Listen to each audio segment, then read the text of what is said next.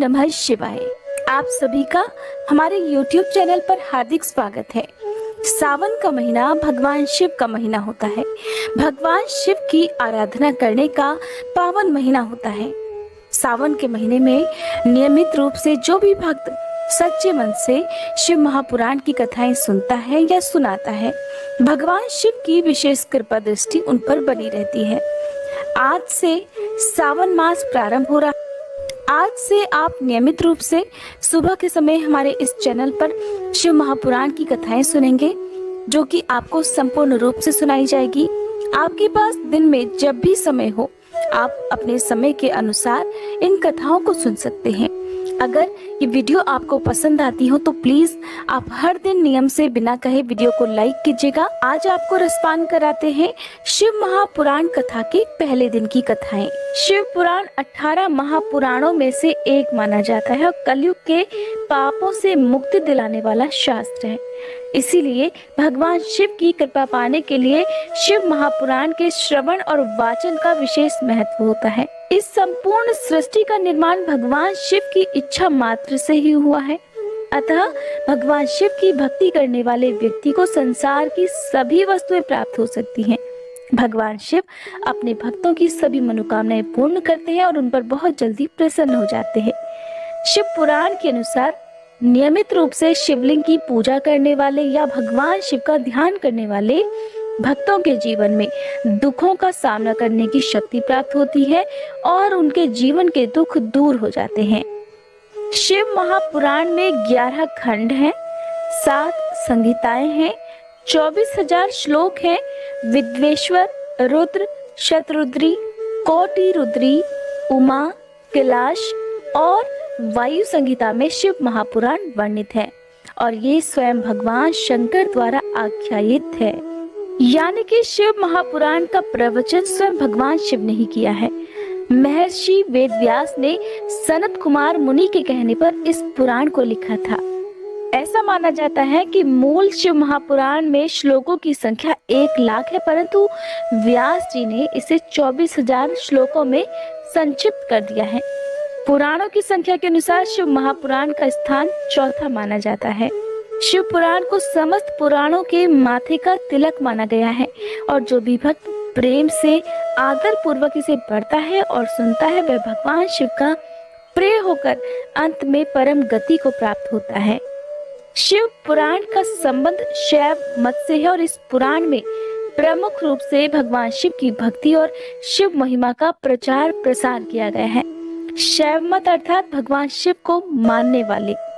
ये बात तो सभी जानते हैं कि भगवान शिव बहुत ही जल्दी अपने भक्तों पर प्रसन्न हो जाते हैं और उनकी मनोकामनाएं पूर्ण करते हैं। लेकिन शिव पुराण में भगवान शिव के जीवन चरित्र पर प्रकाश डालते हुए उनके रहन सहन, उनके विवाह, उनके पुत्रों की उत्पत्ति के विषय में भी विशेष रूप से बताया गया है। भगवान शिव को संहारकर्ता के रूप में भी पूजा जाता है और उन्हें साफ जल या गंगा जल, बेलपत्र, कटीले और न खाए जाने वाले पौधों के फल जैसे कि धतूरा आदि अर्पित किया जाता है, जिससे वे बड़ी आसानी से अपने भक्तों पर प्रसन्न हो जाते हैं।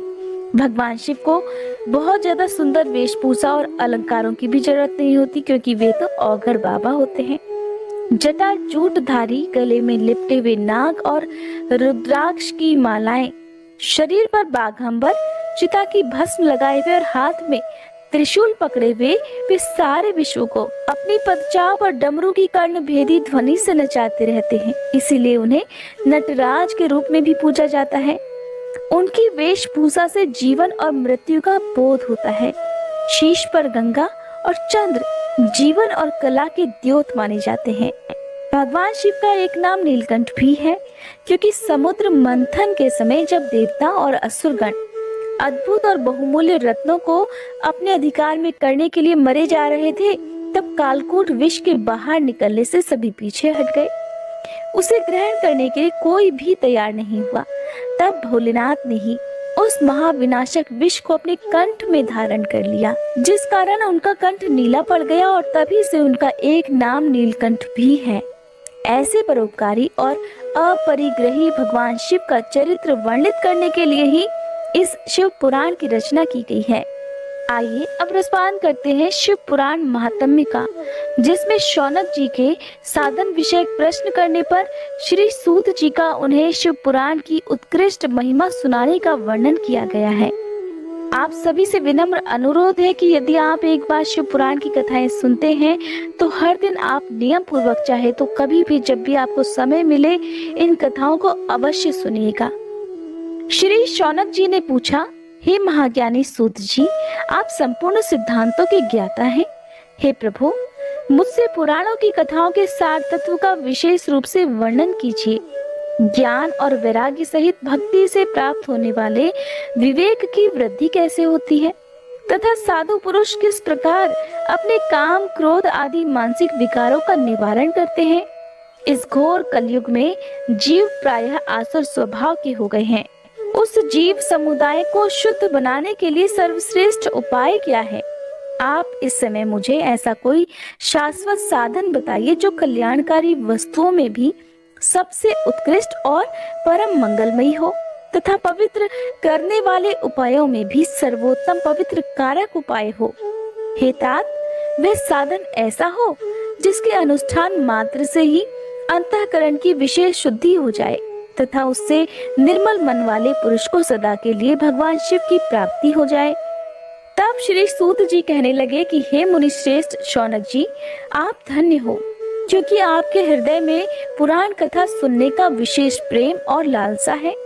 इसलिए मैं शुद्ध बुद्धि से विचार कर आपसे परम उत्तम शास्त्र का वर्णन करता हूँ। हे वत्स, वह संपूर्ण शास्त्रों के सिद्धांत से संपन्न, भक्ति आदि को बढ़ाने वाला और भगवान शिव को संतुष्ट करने वाला है। कानों के लिए रसायन, अमृत स्वरूप तथा दिव्य है, तुम उसे श्रवण करो। हे मुने, वह परम उत्तम शास्त्र है शिव पुराण, जिसका पूर्व काल में भगवान शिव ने ही प्रवचन किया था। यह काल रूपी सर्प से प्राप्त होने वाले महान त्रास का विनाश करने वाला उत्तम साधन है। गुरुदेव व्यास जी ने सनत कुमार मुनि का उपदेश पाकर बड़े आदर से संक्षेप में ही इस पुराण का प्रतिपादन किया है। इस पुराण के पठन पाठन का उद्देश्य है कलयुग में उत्पन्न होने वाले मनुष्यों के परम हित का साधन। ये शिव पुराण परम उत्तम शास्त्र है और इसे भूतल पर भगवान शिव का वांग्मय स्वरूप समझना चाहिए। सभी प्रकार से इसका सेवन करना चाहिए। इसका पठन और श्रवण सर्व साधन रूप है। इससे भगवान शिव की भक्ति पाकर श्रेष्ठतम स्थिति में पहुंचा हुआ मनुष्य शीघ्र ही शिव पद को प्राप्त कर लेता है। इसलिए संपूर्ण प्रयास करके मनुष्य ने इस पुराण को पढ़ने की इच्छा की है अथवा इसके अध्ययन को अभीष्ट साधन माना है। इसी तरह इसका प्रेम पूर्वक श्रवण भी संपूर्ण मनोवांछित फलों को देने वाला है। भगवान शिव के इस पुराण को सुनने से मनुष्य सभी पापों से मुक्त हो जाता है और इस जीवन में बड़े बड़े उत्कृष्ट भोगों का उपभोग करके अंत में शिवलोक को प्राप्त कर लेता है। यह शिव पुराण नामक ग्रंथ 24,000 श्लोकों से युक्त है।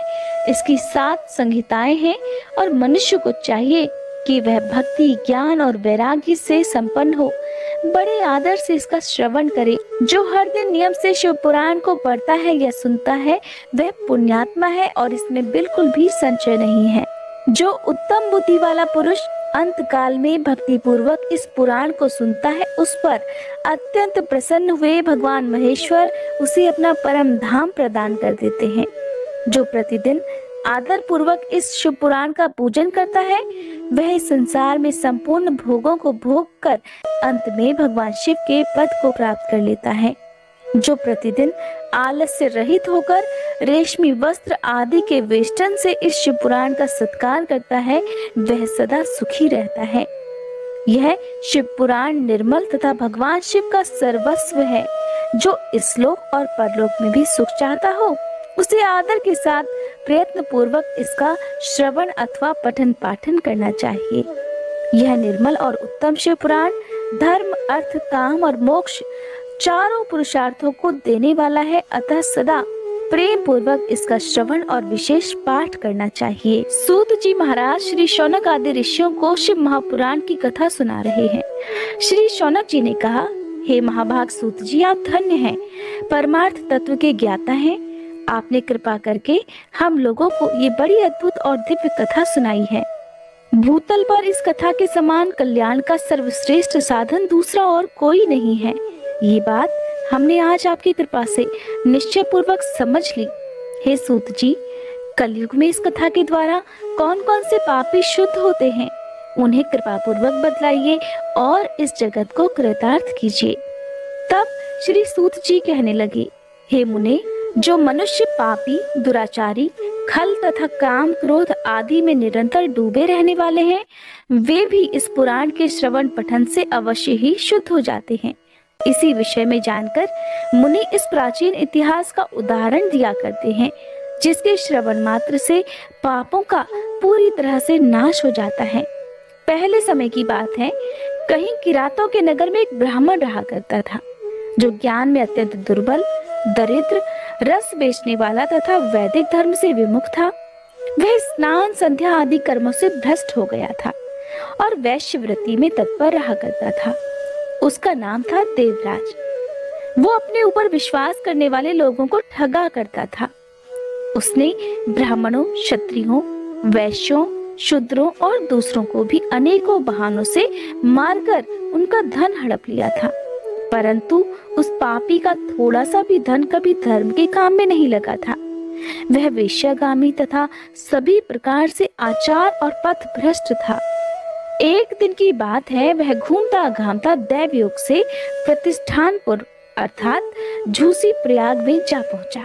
वहां उसने एक शिवालय देखा, जहां बहुत से साधु महात्मा एकत्रित हुए थे। देवराज उसी शिवालय में ठहर गया, किंतु वहां पर जाकर उस ब्राह्मण को ज्वर हो गया। उस ज्वर से अर्थात बुखार से उसको बहुत पीड़ा होने लगी। वहां एक ब्राह्मण देवता शिव पुराण की कथा सुना रहे थे। ज्वर में पड़ा हुआ देवराज ब्राह्मण के मुखारविंद से निकली हुई उस शिव कथा को निरंतर सुनता रहा। 1 मास के बाद वह ज्वर से अत्यंत पीड़ित होकर चल बसा। अब यमराज के दूत आए और उसे पाश से बांधकर बलपूर्वक यमपुरी में ले गए। इतने में ही शिवलोक से भगवान शिव के पार्षदगण वहां आ गए। उनके गौर अंग कर्पूर के समान उज्जवल थे, हाथ त्रिशूल से सुशोभित थे, उनके संपूर्ण अंग भस्म से उद्भासित थे और रुद्राक्ष की मालाएं उनके शरीर की शोभा बढ़ा रही थी। वे सब के सब क्रोध पूर्वक यमपुरी में गए और यमराज के दूतों को मार पीट कर बारंबार धमकाकर उन्होंने देवराज को उनके चंगुल से छुड़ा लिया और फिर अत्यंत अद्भुत विमान पर बिठाकर जब वे शिवदूत कैलाश पर्वत पर जाने के लिए तैयार हुए, उस समय यमपुरी में बड़ा भारी कोलाहल मच गया। उस कोलाहल को सुनकर धर्मराज अपने भवन से बाहर आए। साक्षात दूसरे रुद्रों के समान प्रतीत होने वाले उन चारों दूतों को देखकर धर्मज्ञ धर्मराज ने उनका विधि पूर्वक पूजन किया और ज्ञान दृष्टि से देखकर सारा वृतांत जान लिया। उन्होंने भय के कारण भगवान शिव के उन महात्मा दूतों से कोई बात ही नहीं पूछी, उल्टे उन सबकी पूजा और प्रार्थना की। तत्पश्चात वे शिव दूत कैलाश को चले गए। वहां पहुंचकर उन्होंने उस ब्राह्मण को दयासागर सांब शिव के हाथों में दे दिया। शौनक जी कहने लगे, हे महाभाग सूत जी, आप सर्वज्ञ हैं। हे महामते, आपके कृपा प्रसाद से मैं बारंबार कृतार्थ हुआ। इस इतिहास को सुनकर मेरा मन अत्यंत आनंद में निमग्न हो रहा है। अतः अब भगवान शिव में प्रेम बढ़ाने वाली शिव संबंधिनी दूसरी कथा को भी कहिए। तब श्री सूत जी बोले, हे शौनक, सुनो, मैं तुम्हारे सामने गोपनीय कथा वस्तु का भी वर्णन करूंगा, क्योंकि तुम शिव भक्तों में अग्रगण्य तथा वेदवेत्ताओं में श्रेष्ठ हो, इसलिए ध्यान पूर्वक सुनो। समुद्र के निकटवर्ती प्रदेश में एक वाशकल नामक ग्राम है, जहाँ वैदिक धर्म से विमुख महापापी द्विज निवास करते हैं। वे सब के सब बड़े दुष्ट हैं। उनका मन दूषित विषय भोगों में ही लगा रहता है। वे न तो देवताओं पर विश्वास करते हैं, न भाग्य पर। वे सभी कुटिल वृत्ति वाले हैं, किसानी करते और भांति भांति के घातक अस्त्र शस्त्र रखते हैं। वे व्यभिचारी और खल हैं। ज्ञान, वैराग्य तथा सद्धर्म का सेवन ही मनुष्य के लिए परम पुरुषार्थ होता है। इस बात को वे बिल्कुल भी नहीं जानते। वे सभी पशु बुद्धि वाले हैं, और जहाँ के द्विज ऐसे हो, वहाँ के अन्य वर्णों के विषय में कहा ही क्या जा सकता है। अन्य वर्णों के लोग भी उन्हीं की भांति कुत्सित विचार रखने वाले, स्वधर्म विमुख और खल हैं। द्विज अर्थात ब्राह्मण होता है। वे सभी कुकर्मों में लगे रहते और नित्य विषय भोगों में ही डूबे रहते हैं। वहाँ की सभी स्त्रियां भी कुटिल स्वभाव की, स्वेच्छाचारिणी, पापासक्त, कुत्सित विचार वाली और व्यभिचारिणी हैं। वे सद्व्यवहार और सदाचार से सर्वथा शून्य हैं। इस प्रकार वहाँ दुष्टों का ही निवास है। उस वाशकल नामक गांव में किसी समय एक बिंदुक नामधारी ब्राह्मण रहता था। वह बड़ा अधम था, दुरात्मा और महापापी था। फिर भी उसकी स्त्री बड़ी सुंदरी थी, तब भी वह कुमार्ग पर ही चलता था। उसकी पत्नी का नाम चंचुला था। वो सदा उत्तम धर्म के पालन में लगी रहती थी, तब भी उसे छोड़कर वह दुष्ट ब्राह्मण वेश्यागामी हो गया था। इस तरह कुकर्म में लगे हुए उस बिंदुक के बहुत वर्ष बीत गए। उसकी पत्नी चंचुला काम से पीड़ित होने पर भी, स्वधर्म नाश के भय से क्लेश सहकर भी दीर्घ काल तक धर्म से भ्रष्ट नहीं हुई, परंतु दुराचारी पति के आचरण से प्रभावित होकर आगे चलकर वह स्त्री भी दुराचारिणी हो गई। इस तरह दुराचार में डूबे हुए उन मूढ़ चित्त वाले पति पत्नी का बहुत सारा समय ऐसे ही बीत गया। कुछ समय बाद किसी वेश्या का पति बना हुआ वह दूषित बुद्धि वाला दुष्ट ब्राह्मण बिंदुक समयानुसार मृत्यु को प्राप्त होकर नरक में जा पड़ा। बहुत दिनों तक नरक के दुख भोगकर वह मूढ़ बुद्धि पापी विंध्य पर्वत पर भयंकर पिशाच बन गया। इधर उस दुराचारी पति बिंदुक के मर जाने पर वह मूढ़ हृदया चंचुला बहुत समय तक पुत्रों के साथ अपने घर में ही रही। एक दिन की बात है, दैवयोग से किसी पुण्य पर्व के आने पर वह स्त्री भाई बंधुओं के साथ गोकर्ण क्षेत्र में गई। तीर्थ यात्रियों के संग से उसने भी उस समय जाकर किसी तीर्थ के जल में स्नान कर लिया। फिर वह स्नान करने के पश्चात मेला देखने की दृष्टि से और ऐसे भाव से अपने बंधुजनों के साथ यहाँ वहाँ घूमने लगी। घूमती घामती वो किसी देव मंदिर में पहुंच गई और वहां उसने एक दैवज्ञ ब्राह्मण के मुख से भगवान शिव की परम पवित्र और मंगलकारिणी उत्तम पौराणिक कथा सुन ली। कथावाचक ब्राह्मण उस समय कह रहे थे कि जो स्त्रियां पर पुरुषों के साथ व्यभिचार करती हैं, वे मरने के बाद जब यमलोक में जाती हैं, तब यमराज के दूत उन्हें तपे हुए लोहों से दागते हैं। पौराणिक ब्राह्मण के मुख से ये वैराग्य बढ़ाने वाली कथा सुनकर चंचुला भय से व्याकुल होकर वहां कांपने लगी। जब कथा समाप्त हुई और सुनने वाले सभी लोग वहां से बाहर चले गए, तब वह भयभीत नारी एकांत में शिव पुराण की कथा बाँचने वाले उन ब्राह्मण देवता से कहने लगी। चंचुला कहने लगी, हे ब्राह्मण देवता, मैं अपने धर्म को नहीं जानती थी, इसलिए मेरे द्वारा बड़ा भारी दुराचार हुआ है। हे स्वामिन, मेरे ऊपर अनुपम कृपा करके आप मेरा उद्धार कीजिए। आज आपके वैराग्य रस से ओतप्रोत इस प्रवचन को सुनकर मुझे बड़ा भारी भय लग रहा है। मैं कांप उठी हूँ और मुझे इस संसार से वैराग्य हो गया है। मुझ मूढ़ चित्त वाली पापिनी को धिक्कार है। मैं सर्वथा निंदा के योग्य हूँ, कुत्सित विषयों में फंसी हुई हूँ और अपने धर्म से विमुख हो गई हूँ। हाय, न जाने किस किस घोर कष्टदायक दुर्गति में मुझे पड़ना पड़ेगा, और वहाँ कौन बुद्धिमान पुरुष को मार्ग में मन लगाने वाली मुझ पापिनी का साथ देगा। मृत्यु काल में उन भयंकर यमदूतों को मैं कैसे देखूंगी। जब वे बलपूर्वक मेरे गले में फंदे डालकर मुझे बांधेंगे, तब मैं कैसे धीरज धारण कर सकूंगी। नरक में जब मेरे शरीर के टुकड़े टुकड़े कर दिए जाएंगे, उस समय विशेष दुख देने वाली उस महायातना को मैं वहां कैसे सह सकूंगी। हाय, मैं मारी गई, मैं जल गई, मेरा हृदय विदीर्ण हो गया और मैं सब प्रकार से नष्ट हो गई, क्योंकि मैं हर तरह से पाप में ही डूबी रही हूँ। हे ब्राह्मण, अब आप ही मेरे गुरु, आप ही मेरी माता और आप ही मेरे पिता हैं। आपकी शरण में आई हुई मुझ दीन अबला का आप ही उद्धार कीजिए, केवल आप ही उद्धार कीजिए। श्री सूत जी कहते हैं, हे शौनक, इस प्रकार खेद और वैराग्य से युक्त हुई चंचुला ब्राह्मण देवता के दोनों चरणों में गिर पड़ी। तब उन बुद्धिमान ब्राह्मण ने कृपा पूर्वक उसे उठाया और इस प्रकार कहा। वह ब्राह्मण कहने लगे, हे नारी, सौभाग्य की बात है कि भगवान शंकर की कृपा से शिव पुराण की इस वैराग्य युक्त कथा को सुनकर तुम्हें समय पर चेत हो गया है। हे ब्राह्मण पत्नी, तुम डरो मत, भगवान शिव की शरण में जाओ। शिव की कृपा से सारा पाप तत्काल नष्ट हो जाता है। मैं तुमसे भगवान शिव की कीर्ति कथा से युक्त उस परम वस्तु का वर्णन करूंगा, जिससे तुम्हें सदा सुख देने वाली उत्तम गति प्राप्त हो सकेगी।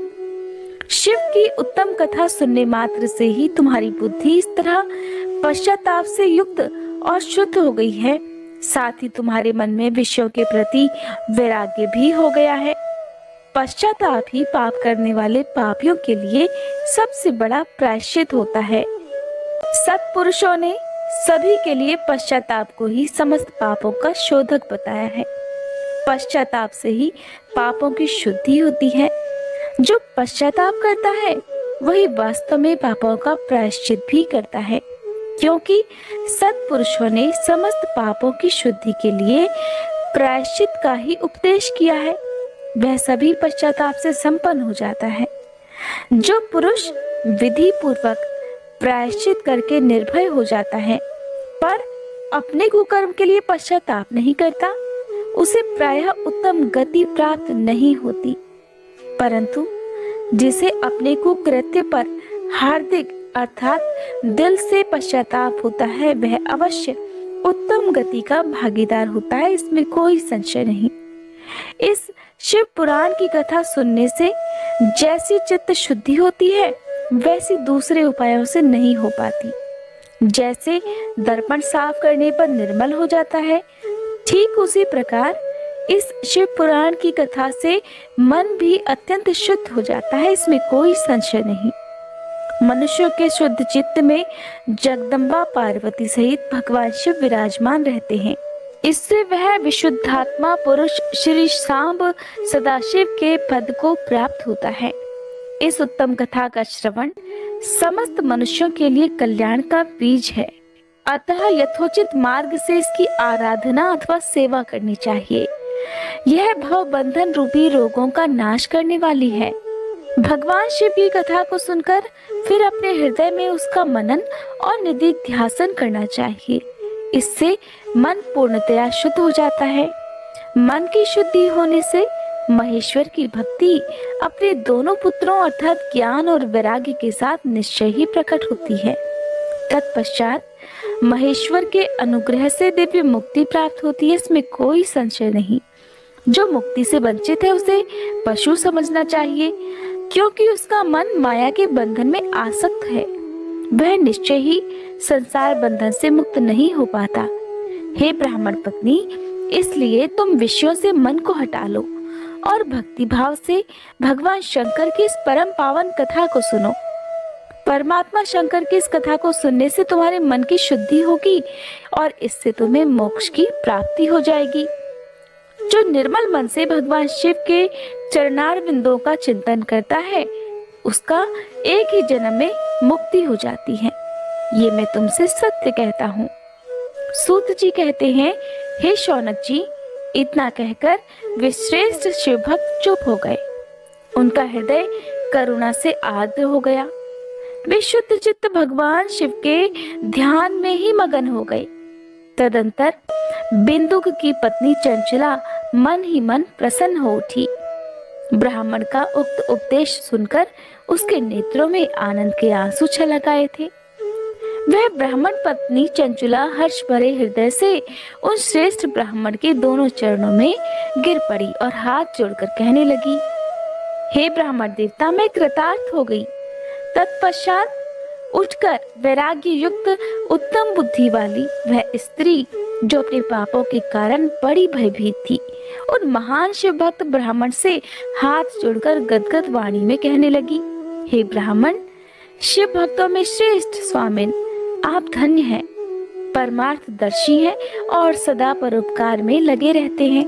इसीलिए श्रेष्ठ साधु पुरुषों में प्रशंसा के योग्य भी हैं। हे साधु, मैं नरक के समुद्र में गिर रही हूँ, आप मेरा उद्धार कीजिए, आप कृपया मेरा उद्धार कीजिए। पौराणिक अर्थ तत्व से संपन्न जिस सुंदर शिव पुराण की कथा को सुनकर मेरे मन में संपूर्ण विषयों से वैराग्य उत्पन्न हो गया। उसी इस शिव पुराण की कथा को सुनने के लिए इस समय मेरे मन में बड़ी श्रद्धा हो रही है। सूत जी कहते हैं, ऐसा कहकर हाथ जोड़कर उनका अनुग्रह पाकर चंचुला उस शिव पुराण की कथा को सुनने की इच्छा मन में लिए उन ब्राह्मण देवता की सेवा में तत्पर वहां रहने लगी।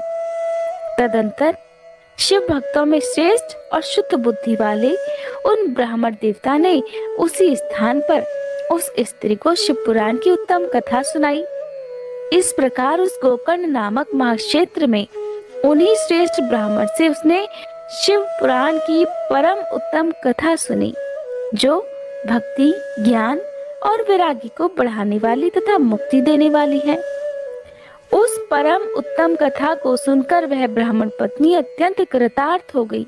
उसका मन शीघ्र ही शुद्ध हो गया और फिर भगवान शिव के अनुग्रह से उसके हृदय में शिव के सगुण रूप का चिंतन होने लगा। इस प्रकार उसने भगवान शिव में लगी रहने वाली उत्तम बुद्धि पाकर भगवान शिव के सच्चिदानंदमय स्वरूप का बारंबार चिंतन प्रारंभ किया। तत्पश्चात समय के पूरे होने पर भक्ति, ज्ञान और वैराग्य से युक्त हुई चंचुला ने अपने शरीर को बिना किसी कष्ट के त्याग दिया। इतने में ही त्रिपुर शत्रु भगवान शिव का भेजा हुआ एक दिव्य विमान द्रुत गति से वहां पहुंचा, जो उनके अपने गणों से संयुक्त और भांति भांति के शोभा साधनों से संपन्न था। चंचुला उस विमान पर आरूढ़ हो गई, अर्थात विराजमान हो गई, और भगवान शिव के श्रेष्ठ पार्षदों ने उसे तत्काल शिवपुरी में पहुंचा दिया। उसके सारे कलह क्लेश, उसके सारे पाप धुल चुके थे। वह दिव्य रूप धारिणी दिव्यांगना हो गई थी। उसके दिव्य अवयव उसकी शोभा बढ़ा रहे थे।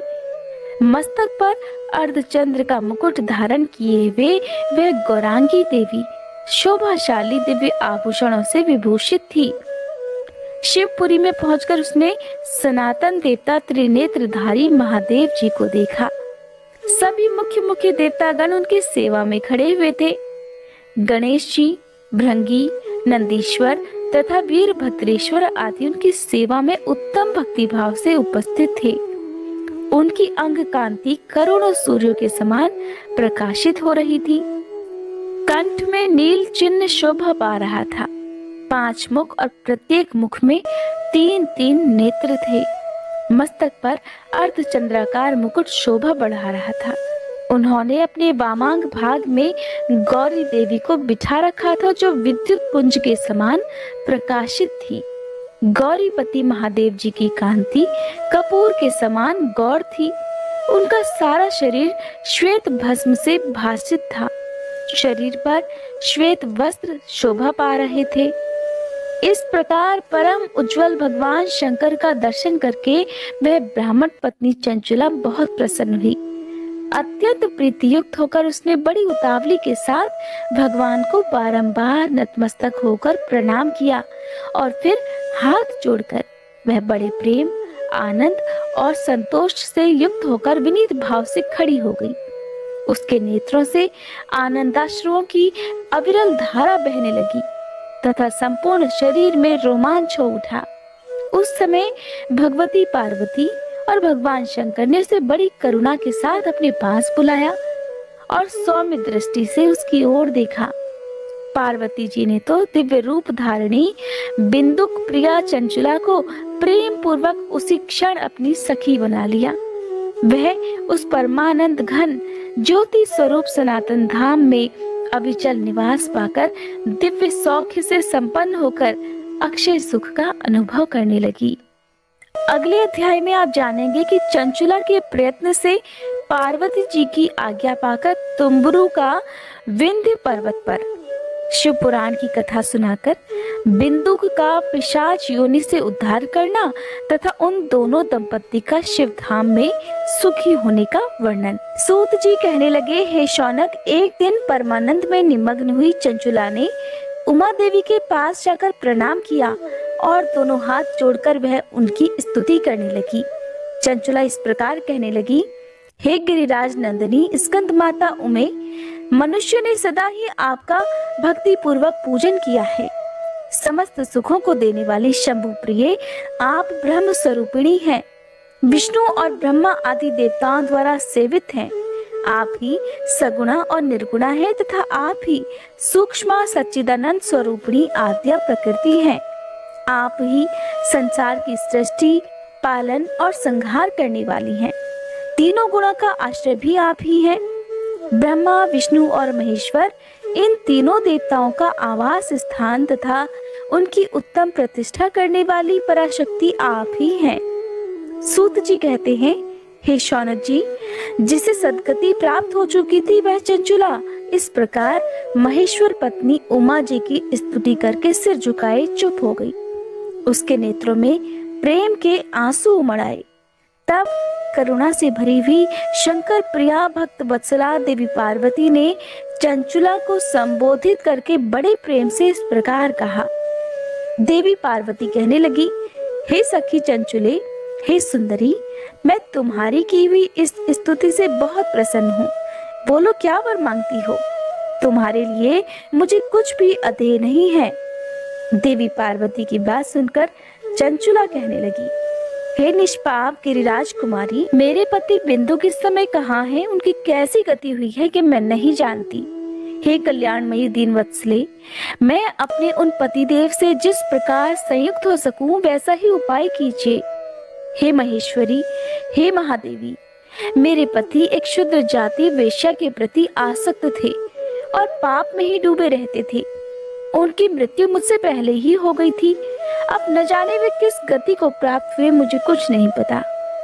गिरिजा बोली, हे बेटी, तुम्हारा बिंदुक नाम वाला पति बड़ा पापी था। उसका अंतःकरण बड़ा ही दूषित था। वेश्या का उपभोग करने वाला वह महामूढ़ मरने के बाद नरक में पड़ा। अगणित वर्षों तक नरक में नाना प्रकार के दुख भोगकर वह पापात्मा अपने शेष पाप को भोगने के लिए विंध्य पर्वत पर पिशाच बना हुआ है और इस समय वह पिशाच अवस्था में ही है और नाना प्रकार के क्लेश और कष्ट उठा रहा है। वह दुष्ट वहीं वायु पीकर रहता है और सदा सब प्रकार के कष्ट सहता रहता है। सूत जी कहने लगे, हे शौनक जी, गौरा देवी की ये बात सुनकर उत्तम व्रत का पालन करने वाली चंचुला उस समय पति के महान दुख से दुखी हो गई। फिर अपने मन को स्थिर करके उस ब्राह्मण पत्नी ने व्यथित हृदय से महेश्वरी को प्रणाम करके पुनः पूछा, हे महेश्वरी, हे महादेवी, मुझ पर कृपा कीजिए और दूषित कर्म करने वाले मेरे उस दुष्ट पति का अब उद्धार कर दीजिए। हे देवी, कुत्सित बुद्धि वाले मेरे उस पापात्मा पति को किस उपाय से उत्तम गति प्राप्त हो सकती है, ये शीघ्र बतलाइए, आपको नमस्कार है। देवी पार्वती कहने लगी, हे सखी, यदि तुम्हारा पति शिव पुराण की पुण्यमयी उत्तम कथा सुन ले तो सारी दुर्गति को पार करके वह उत्तम गति का भागीदार बन सकता है। अमृत के समान मधुर अक्षरों से युक्त गौरा देवी के यह वचन आदर पूर्वक सुनकर चंचुला ने हाथ जोड़कर और अपना शीश झुकाकर उन्हें बारंबार प्रणाम किया और अपने पति के समस्त पापों की शुद्धि तथा उत्तम गति की प्राप्ति के लिए पार्वती देवी से ये प्रार्थना की कि मेरे पति को शिव पुराण सुनाने की व्यवस्था होनी चाहिए। उस ब्राह्मण पत्नी के बारंबार प्रार्थना करने पर शिव प्रिया गौरा देवी को बड़ी दया आई। तब उन भक्त वत्सला महेश्वरी गिरिराज कुमारी ने भगवान शिव की उत्तम कीर्ति का गान करने वाले गंधर्व राज तुम्बुरु को बुलाकर उनसे प्रसन्नता पूर्वक इस प्रकार कहा, हे तुम्बुरु, तुम्हारी भगवान शिव में प्रीति है। तुम मेरे मन की बातों को जानकर मेरे अभीष्ट कार्यों को सिद्ध करने वाले हो, इसलिए मैं तुमसे एक बात कहती हूँ, तुम्हारा कल्याण हो। तुम मेरी सखी के साथ शीघ्र ही विंध्य पर्वत पर जाओ वहाँ एक महाघोर और भयंकर पिशाच रहता है। उसका वृतांत तुम आरंभ से ही सुनो। मैं तुमसे प्रसन्नता पूर्वक सब कुछ बताती हूँ।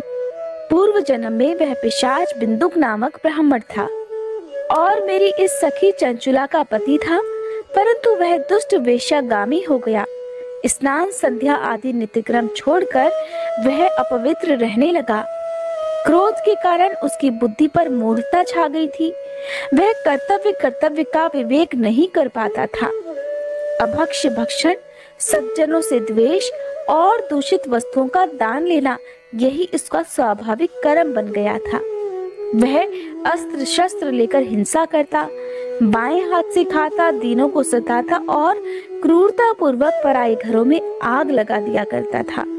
चांडालों से प्रेम करता और प्रतिदिन वेश्याओं के संपर्क में रहने लगा था। बड़ा दुष्ट था। वह पापी अपनी पत्नी का परित्याग करके दुष्टों के संग में ही आनंद मनाने लगा था। इस प्रकार वह मृत्यु पर्यंत दुराचार में ही फंसा रहा और फिर अंतकाल आने पर उसकी मृत्यु हो गई। वह पापियों के भोग स्थान घोर यमपुर में गया और वहां पर बहुत से नरकों का उपभोग करके वह दुष्टात्मा जीव इस समय विंध्य पर्वत पर पिशाच बना हुआ है। वहीं वह दुष्ट पिशाच अपने पापों का फल भोग रहा है। तुम उसके आगे यत्न पूर्वक शिव पुराण की उस दिव्य कथा का प्रवचन करो जो परम पुण्यमयी तथा समस्त पापों का नाश करने वाली है। शिव पुराण की कथा का श्रवण सबसे उत्कृष्ट पुण्य कर्म है। उससे उसका हृदय शीघ्र ही समस्त पापों से शुद्ध हो जाएगा और वह प्रेत योनि का परित्याग कर देगा। उस दुर्गति से मुक्त होने पर बिंदुक नामक पिशाच को मेरी आज्ञा से विमान पर बिठाकर तुम भगवान शिव के समीप ले आओ।